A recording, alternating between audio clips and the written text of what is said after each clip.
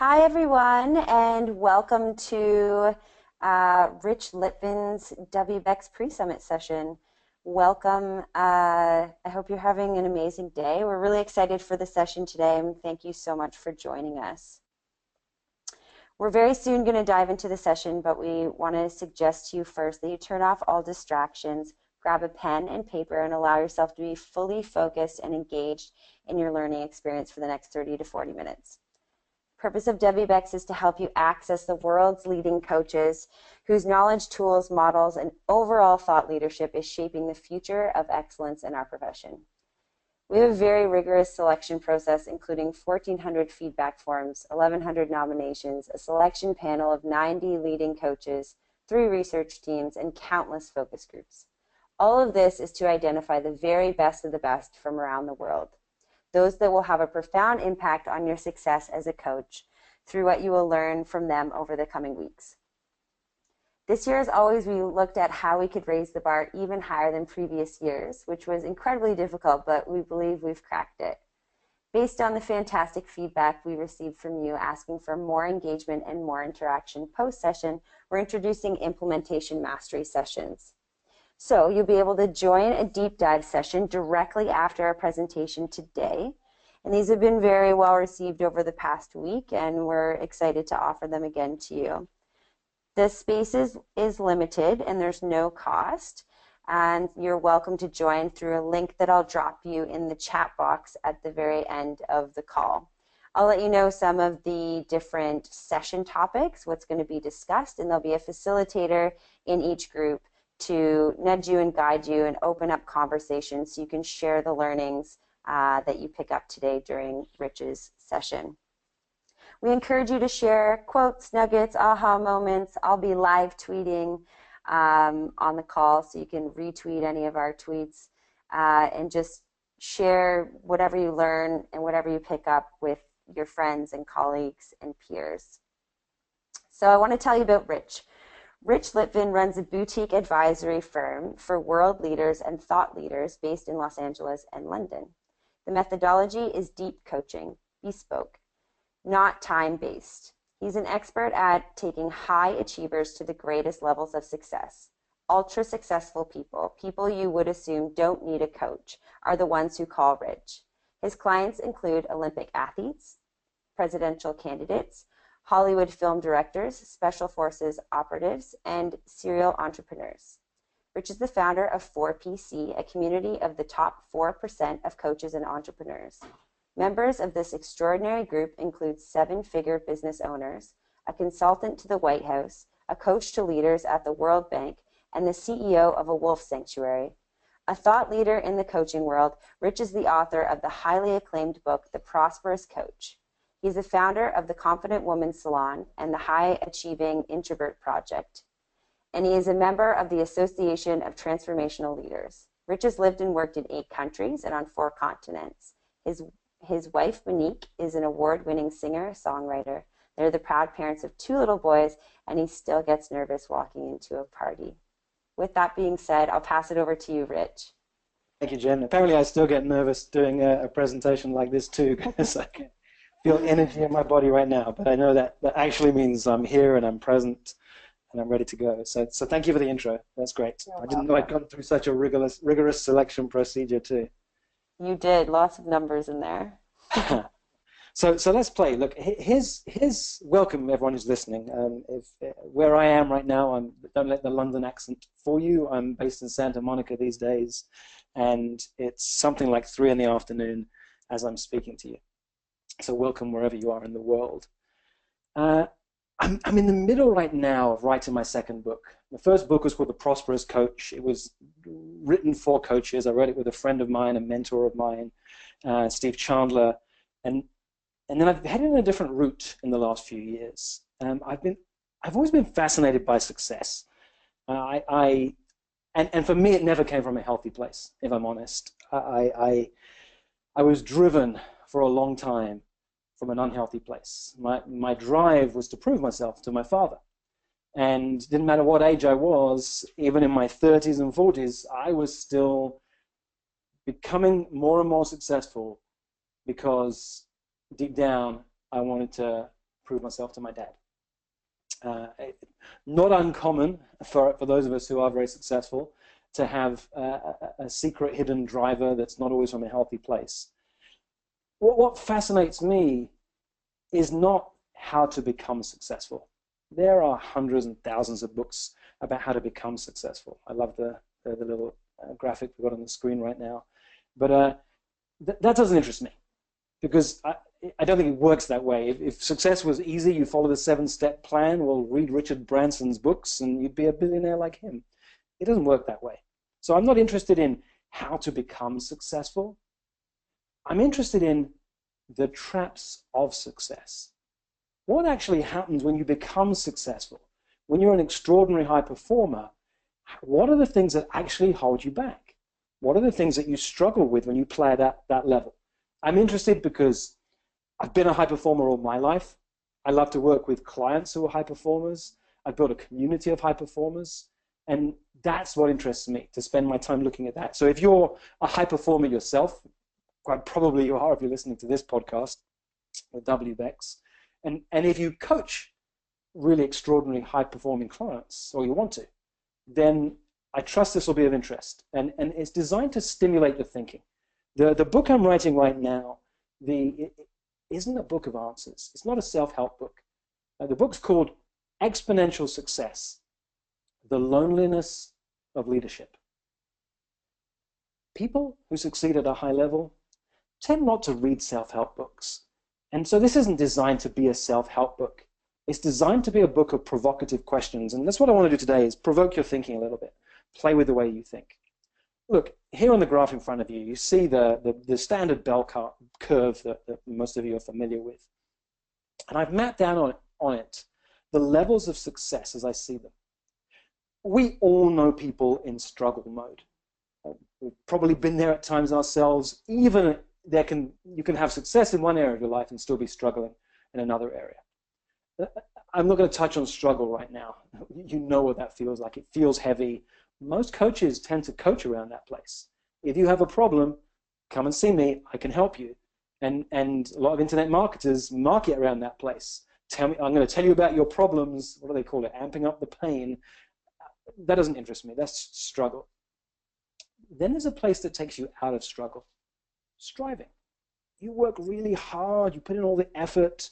There's a place of striving. Beyond that, you get to that place just over the top of that curve where the amount of effort you put in begins to reduce ever so slightly. You get to an area of something called conventional success. Or I call it conventional success. You know, the dictionary definition of, oops, where shall we go? Let's see. Here's conventional success. Lily Tomlin once said, the comedian, the trouble with the rat race is that even if you win, you're still a rat. Or Stephen Covey said it in a lovely way. Stephen Covey said, you can climb the ladder of success to get to the top and discover that the ladder's leaning against the wrong wall. That's conventional success. You know, the standard dictionary definition of success, here's the definition: getting or achieving wealth, respect, fame, popularity, or profit. Sounds cool, but there's nothing in that definition about peace, happiness, family, freedom, or fun. And that's why so many of us get that feeling that we've been climbing that ladder of success and we finally get the success we think we've been craving and something's missing. Or you have it in your clients, right? Someone who's at a high level in their business or in their field can even be very well known, very successful, and yet something is missing. Many people live in that world, a world of conventional success. Oh, excuse me, my voice is going. You can recognize conventional success when people admire you for your achievements, but it doesn't give you the satisfaction you thought it would. You can be at the top of your field, but you feel like a square peg in a round hole. You can be bored. You're not necessarily lonely, but you can feel quite alone. Ever had that feeling? I'm not lonely, but I feel alone. And you're in this sense of wishing you had a community of top performers around you. You dream big, but it's hard to go fully out after what you really, really want, so you hold back. You achieve great results, but they're not really what you wanted, so it doesn't mean so much to you. And if this isn't you, then play it out in the world for your clients too. And we'll come on in a moment to what the definition of exponential success is, but I want to stay in this world of conventional success for a while longer. In conventional success, you've never really put a stake in the ground or made a commitment to a mission bigger than yourself. You push yourself beyond where you've been in the past, but putting a stake in the ground, going after something extraordinary, that you don't get there in the world of conventional success. You enjoy challenges, excitement, and adventure in some areas of your life and your business, but you're not willing to allow those values into every area of your world. So the results you create are linear and incremental, and you're left aspiring to create a dramatic impact. So let me do this. Let me take you to here. Here's where most people's lives are, right? People come to you and they're living on that red line. People are living into a default future. You can extrapolate back based on their past performance where they're going to be in the future. They have that line that lifts ever so slightly above the horizon as you go into the future. Sometimes you can tip the line up slightly, and if they're someone willing to work hard at what they're up to. But then there's exponential success. And the orange line on this graph is an exponential curve. It tips rapidly up to the right at some point. And here's the challenge. You never quite know which of those lines you're on, because they feel exactly the same until that moment things tip up. And it tips up so steeply, you get to this place that it looks like you've been an overnight success. Ever had that in your life when someone says to you, wow, it's extraordinary, what your life's just taking off, your business is taking off, and yet you know everything that's gone in until that moment. Again, for your clients too. I wrote an article for coaches a couple of years back. It was an article called Mastery, and the subtitle was How to Become an Overnight Success as a Coach in 46 Years. It's that feeling of everything you've done until now is leading to where you're going. So let me take you back on the slide. We're back here on this idea of what is this distinction now between conventional success and exponential success? And that's what interests me. So exponential success is your capacity to think differently, to be unorthodox, to achieve impossible goals. And it leads to achievements far beyond a traditional linear approach to life and business. An exponential success is measured in a certain way. What I've created, I'll show you this. This is a way to measure your exponential success quotient, XQ. And there's a handout for this that you can actually download on the right-hand side of your screen, or somewhere on your screen. You have your control panel. And there's a little line that says handout. So if you click on there, at some point there's a PDF that you can go to, and you can actually download your own copy of this. And it's a writable PDF. So you can actually fill in your levels. And so I'm aware you probably can't read the small details on this particular screen, but I want to give you a sense of these 4 levels. There's struggle, striving, conventional success, and exponential success. And then there are these criteria. The criteria that help you to see if you're living in this world of exponential success or how to get there. High performance, being unique and unorthodox, having a bias for action, being surrounded by extraordinary people, embracing fear, having a huge vision, understanding the power of commitment, and understanding risk and the nature of risk. That exponential success scorecard is something you can download, and you can fill that in on your own and actually begin to see, where do you come on these different criteria? Do you live a life of exponential success? I was talking to a woman the other day who's an Olympic athlete. She won a bronze medal actually back in 2000. And when she filled in this scorecard, it scored extremely highly around most of these criteria. Yet, in the new business that she's just started, things are a little bit more challenging. So you can have exponential success in one area and not know how to translate it across. That's where, as a coach, when you understand this, you get to help your clients transfer their skills and abilities from one arena to another.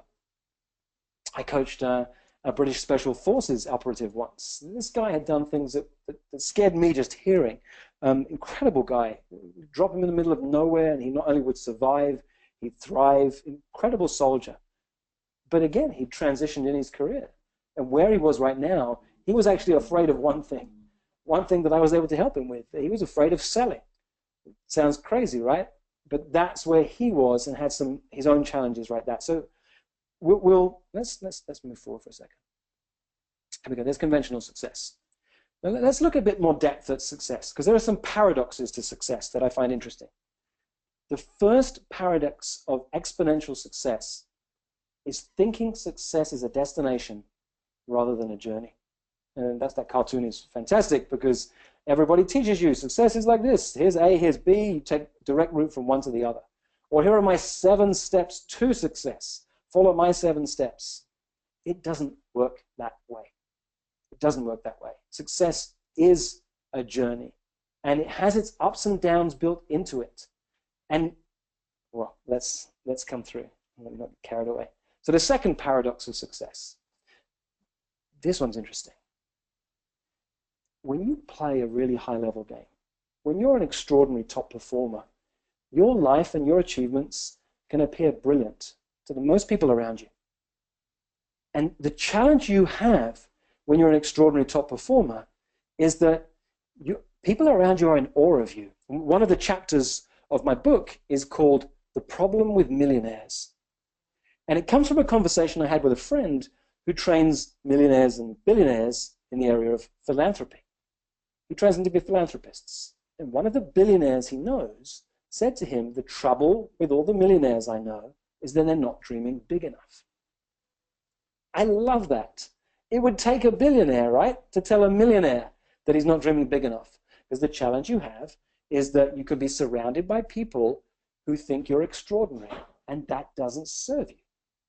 You feel it though, right? Deep down inside, you know so much more is possible. Here's the third paradox of exponential success, and this one is really key. Everything you've done to get you to the level of success you're at today is precisely what will hold you back from your next level of success. And I'm going to say that again so it goes in. It's counterintuitive at first hearing. Everything you've done to get you to the level of success you're at today is precisely what will hold you back from your next level of success. Look, Marshall Goldsmith said this very well in the title of one of his books. What got you here won't get you there. But there's a challenge when you're an extraordinary top performer, because you're performing at an extremely high level. And at that point, who wants to throw everything up in the air and do things differently? Because it's led you to where you are today. You're not in that place of struggle where you're willing to change things and do things differently. Even at conventional success, you're willing to do things differently. There's a real challenge built in to having very high levels of success. And it's part of the gift you bring as a coach to working with extraordinary top performers, is helping them see this. There are some traps that top performers have. I've mentioned this one already, the problem with millionaires. Look, here's one of the problems that you'll see if you work with CEOs and visionaries and leaders who have a really powerful vision for the future, is that, well, I'll mention something different to what's on the screen. One of the things I'm seeing more and more is that the problem being a visionary is that you're really good at enrolling people. You enroll investors. You enroll team members. You enroll clients and customers because they love the vision you hold out in the world. And then once they've come through the door, your team members can be overwhelmed because you're talking at a level that's three levels of abstraction beyond where they need to work. They're enrolled by your vision, but they want to know, what do I do today when I'm speaking to a client? What do I do tomorrow to turn that vision into reality? So your very gift that you're such a visionary can hold you back.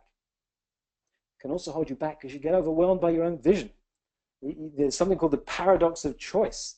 You have so many options available to you because you're a high performer. that you can even overwhelm yourself and not know where to go next. I love this next top performer trap. I call it the fat runner. There's a jogger who goes past my house and has done for about 5 years. This guy is fat and overweight, and his shape and size has never changed in all those 5 years, and he runs past every day.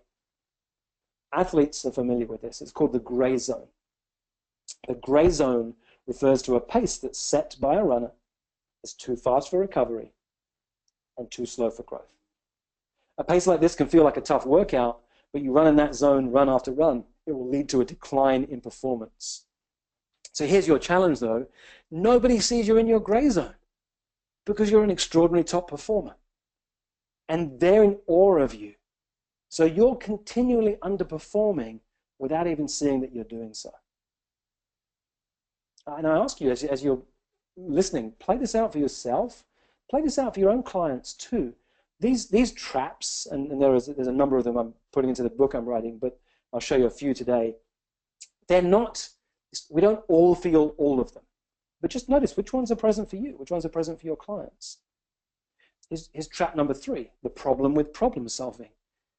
You are a really good problem solver. It's what helps many of us to have extraordinary levels of success. Like our internal GPS, our internal computer is scanning the horizon for danger constantly. Because as soon as there's a problem, we can fix it. We get energized by challenges and threats. And that plays out in ways that are healthy and ways that are not healthy. It plays out in an unhealthy way in my relationship. In my business, I'm an extraordinary problem solver. My wife comes home and tells me how life is for her, and I try and solve her problems. Well, you can see where that one goes. But here's the other side of it. You tend to avoid things, taxes, relationships, income, etc., until they get to a problem level status, because then you can come in and save the day. There's something in the book I'm calling white knight syndrome. I have a client right now who's the CEO of a company, and he's become the white knight of his company. He's become the guy who will come in and solve all the problems, and his team are not, he's frustrated because his team are not taking action, and he couldn't see why, until we began to show him that actually it's because he's the hero in his organization. And if you're the hero, it lets other people show up as victims. And just that one insight is having him step back and really empower his team members. This was going to be the original title of my book, I Don't Need Help. Well, you don't, right? You can do anything in your business better than anybody you know, right? You're one of the highest achieving people around. You don't need support. And there's a moment in your life and in your business when if you can transcend that, when if you can start saying yes to help, yes to support, things begin to shift in extraordinary ways. Now, truth-telling is one of the gifts we bring as coaches, right? We, if we're bold enough to, will tell our clients the things they really need to hear, not the things they want to hear. That's what happens when you coach extraordinary top performers. They are craving the truth. They are craving what really needs to be said. If you coach very high-performing, very successful people, they are frustrated. They're surrounded by people saying yes to them. They're surrounded by people, when they say jump, the people say how high. And they're craving people who will challenge their thinking. It's a gift you bring as a coach. And it's the struggle you have if you're an extraordinary top performer. You're missing that in your life. And this is where it gets fun. This is where I am able to coach Olympic athletes and presidential candidates, because I don't need to be better at what they do than they are. I couldn't be. They're world class. If you're coaching extraordinary top performers, the 4% rule for me is very fascinating. The 4% rule was coined by Stephen Kotler. Stephen Kotler wrote the book, The Rise of Superman. He studied high-performance athletes, the kind of people who jump out of an aeroplane in a wingsuit. A couple of days ago, I was talking to Andy Walsh. Andy is the coach in charge at Red Bull. He coached Felix Baumgarten. That was the guy who jumped from a parachute at the edge of space, the highest parachute jump ever. You know, our coaching might feel life and death. But So there are people out there who are literally coaches where their clients' activities mean life or death. Stephen Kotler's book, Stephen said, in order to perform at the very highest levels in a feat where your life is at risk, you need to lean in by just 4%. If you want to improve and get more and more successful at that the field you're involved in, but the risk is immense, you only need to lean in as much as 4%. The trouble is, for most people on the planet who are not high performers, then 4% is far too high. For those of us who are extraordinary top performers, and for our clients who are, 4% seems so small. And you'll hear this a lot in your clients if you coach top performers, that I have so much more to give. Or there's a guilty secret I hear quite often. I could do this with my eyes closed. I'm bored. Or I feel lazy. Often you'll hear this from extraordinary top performers. I feel lazy. They don't realize it means they're working in their zone of genius, and that feels lazy simply because it's effortless. When I'm coaching top performers, I'm looking for the tiniest shift that makes the biggest difference. So I come back to the scorecard. Do download it and fill it in, and you'll get to see where you play in this. And it gives you, under the last column, it gives you an idea of where to go. What would it actually look like if you shifted different areas of your life, moved over to having a life that's no longer conventional life, no longer a conventional business, but you're going to play in a different way. It's an exponential way to play. Jen, let me check in with you. Let's see if there are any questions right now, Jen, and then we'll come back and explore a little bit more before we finish. How does that sound? Yeah, that's perfect. We had a few great comments. Terry wrote in and said that this presentation has been incredibly insightful. And we actually we have BB on the line too, and she wrote, as a cybersecurity coach, it amazes me how many people dismiss like taking risks and the risk one faces every time they use digital devices. She really appreciated the Exponential Success Scorecard because it really addresses taking risks. Nice.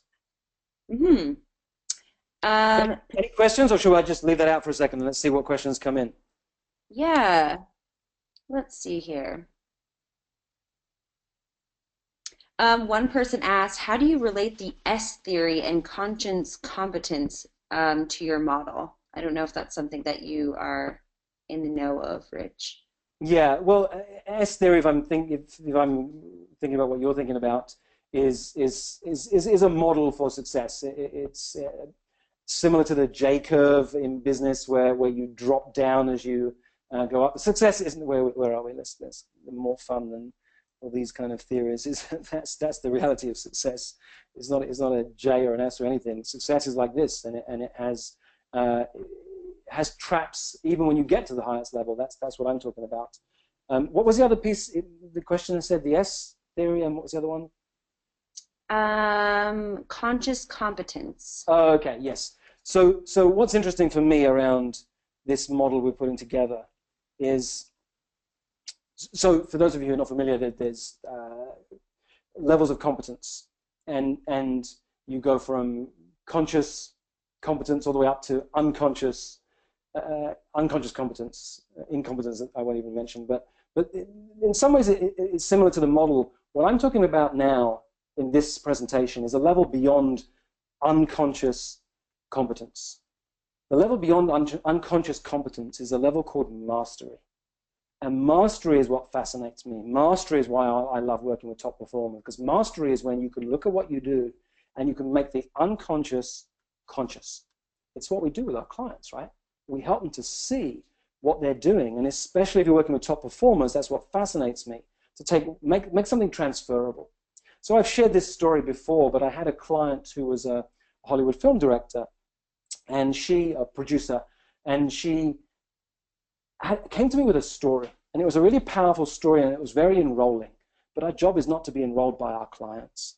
She said, Rich, you don't understand how hard it is for women in Hollywood. It's hard for us to get the money, and if we ever do get the money, at some point it's always taken away from us by the people who are in control.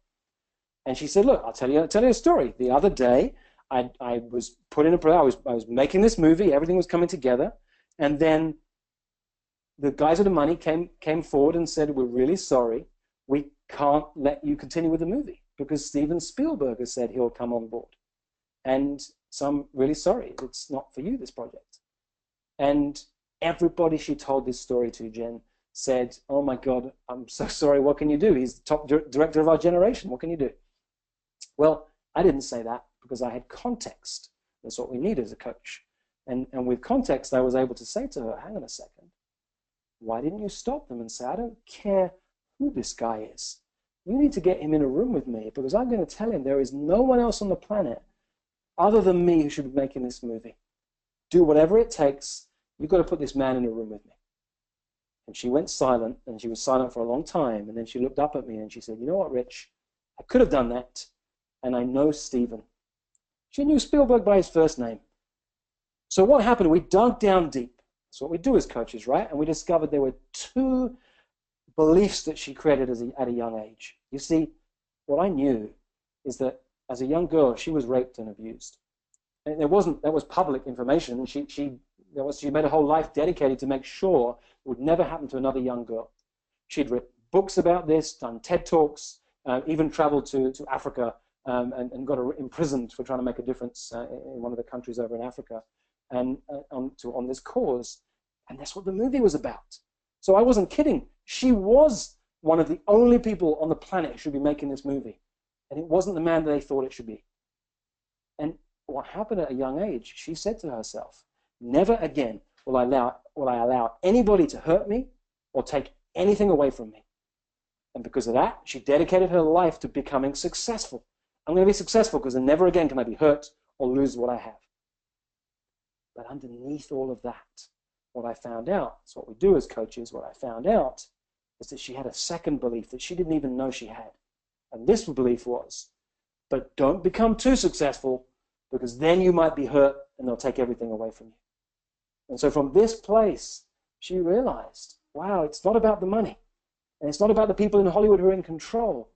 There's a sense of relief in her each time success at a certain level is taken away. And that's our job as a coach, to find out what really is going on for our clients, however high-performing they are. Thank you, Jen, for that question. I love this story. It's so great. It just like sunk right in for me. So thank you for sharing that. Thanks. Yeah. Catherine wrote in. Actually, we have a few questions here. There's lots coming in. One of them from Catherine. She asks, "I'm curious how Rich views being in flow in compared to or versus exponential success." Well, being in flow is part of the path in any moment. So I've been in flow right now. I'm looking at the time, and it's like, wow, how did half an hour go past already? I've just been sharing something that's really fun and I'm passionate about. Well, we all know what being in flow is. You can be in flow and lead to conventional success. I mean, it's not present at the lower levels, but in conventional success, you can be in flow in moments of your life. For me, exponential success is about having more and more flow in your life, having more and more just living in the moment.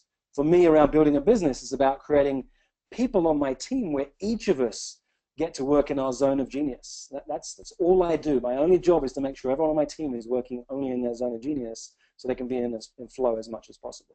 So it has a really strong relationship to exponential success.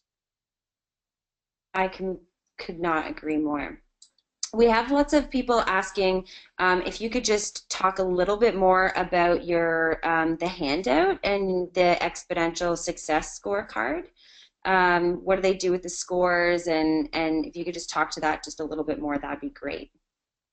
Yeah, look, I designed this because I wanted to think about who are my people? Who are my clients? And my clients are people who are already in that last column. They're in the 10s, 11s, and 12s, so most areas of their life. Sometimes they'll find there's one area where there's something that they're back in struggle mode or different area of life is conventional. But these are my people in that last column. So I wanted to find a way to, how do I help my people see that this is where they are, and this is why it would be great to work together.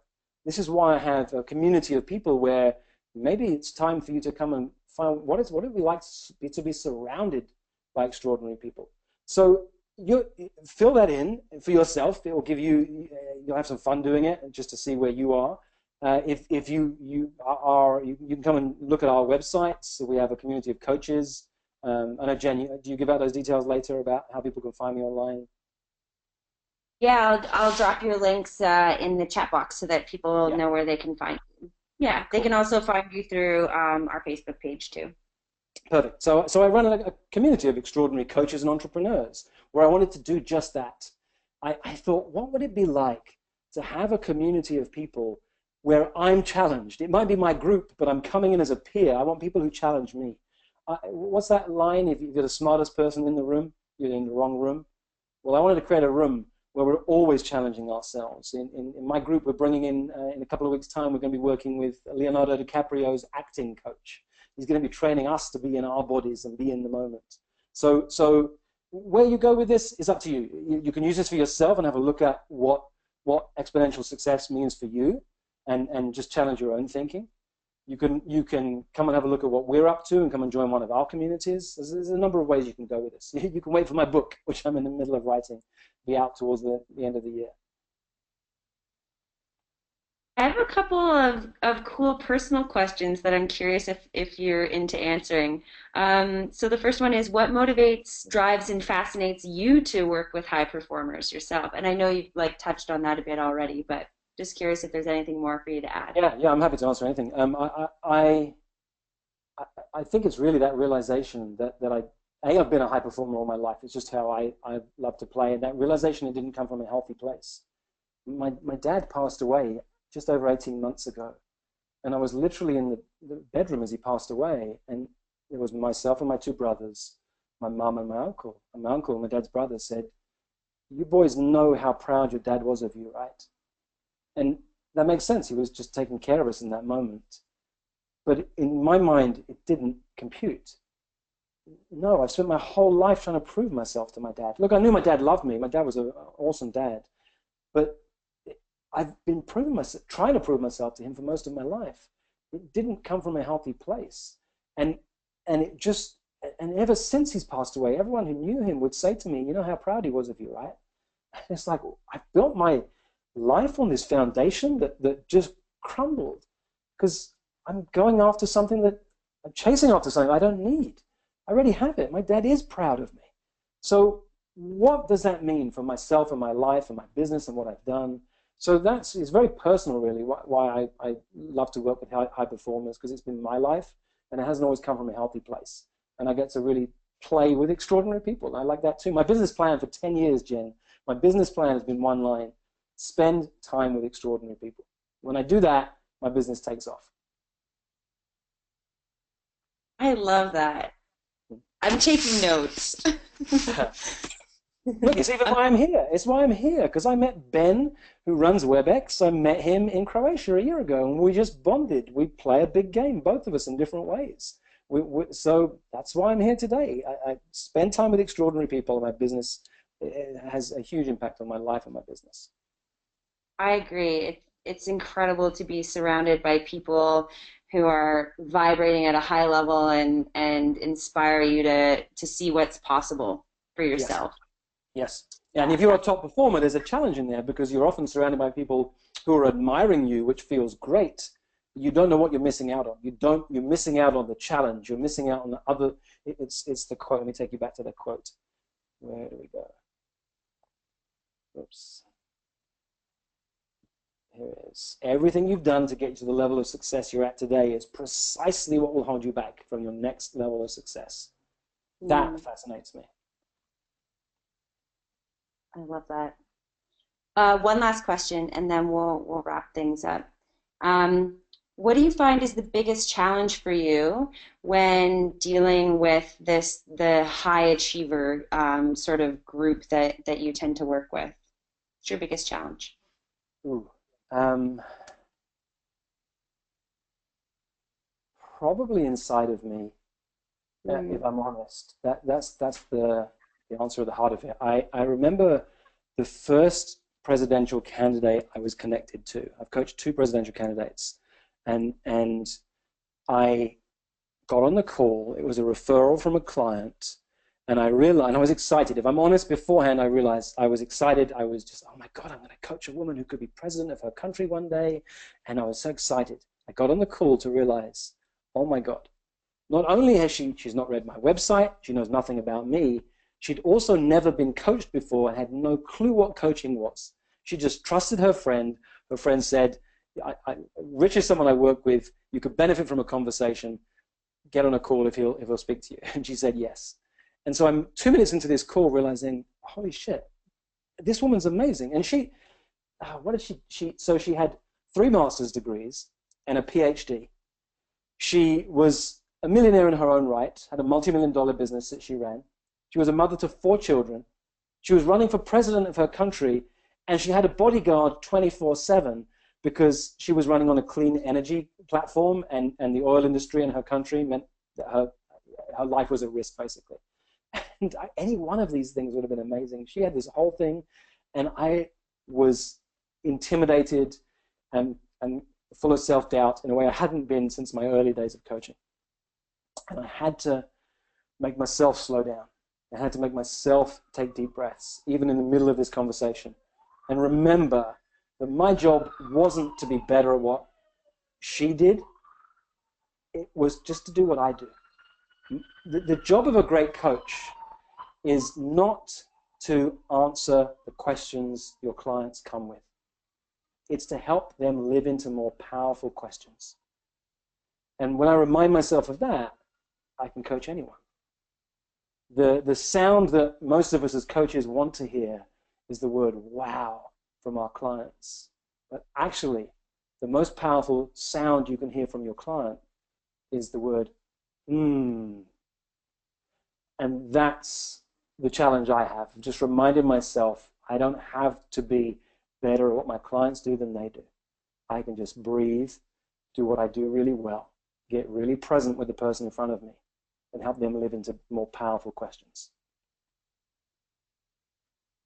Oh, so lovely, Rich. The comments that are coming through from people are just like feeling so connected and moved, and they absolutely love you, and people are having aha moments. It's really, really great. One person wrote in and she's like, I don't know how I'm going to choose an implementation mastery session. There's so many things I want to talk about after this session. So thank you so much for Thank you. being. Thank you, Jen. Thank you, guys. Just that last photo, just so you know, those are my 2 little babies. I've learned more in the last 4 years. I have a 4-year-old and a 2-year-old by being taught by these little masters than anything else in the world. So thank you for everything today, Jen, and thank you guys for listening. Yeah, you've been so honest and authentic, and I've had some great insights myself. So thanks for being here, Rich. Um, for any of you on the line, just so you know, in the chat box, I've dropped 2 links. One of them is for the implementation mastery sessions that are going to be happening shortly. They'll happen in just over 30 minutes. There are some really amazing conversation pieces being sort of posted in there now. Some of the questions that some of the facilitators are proposing get discussed are, what are the most impactful ways you know to make the unconscious conscious? How do you attract extraordinary top performers, particularly when they don't need a coach? There's just some great questions being asked there, so I highly recommend you jump in and get into one of those conversations and meet other coaches and continue the learning from today. So Jen, I have to jump in now. I've got to jump in. Yeah, go for it.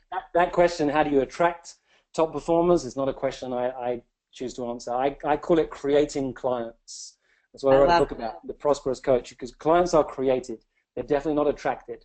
And certainly at this level, you cannot attract clients who play at this really high level. You create them. You create them by being out there in the world, by serving people, by starting powerful conversations, So, well, there's a whole other book I wrote on that, but I have a very strong view on that word attracting. I don't think it works when it comes to clients. Clients, high-performing, high-paying clients are created by you being really powerful in what you do. I love that. Thanks for sharing that part, Rich. Yeah, sorry, Um, I couldn't hold back on that one. no, that's great. Great for the clarity, and I feel like that will create an even wiser conversation to be had. Mm. I also posted in the chat box a link to our Facebook post for Rich. You're welcome to go in there and drop any questions you have for him or for other coaches that were on the call today. You guys can share with each other there. We hope that you'll join us. Thanks again, Rich, for coming today and speaking with us. It's been an absolute pleasure. It's felt like spending the afternoon with a good friend. So thank you. Thanks, Jen. And we're doing another one, right, where I'm actually going to be coaching somebody live on the next call. Yeah. I don't know the date. Sorry, guys. Pardon?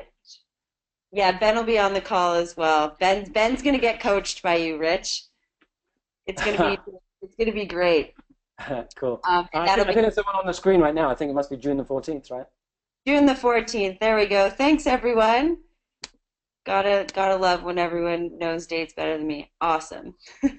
June the 14th, 3:30 p.m. We'll be here live. Rich will be coaching Ben, the owner, founder of WBECS. It's gonna be a great time. I can't wait to listen into that one.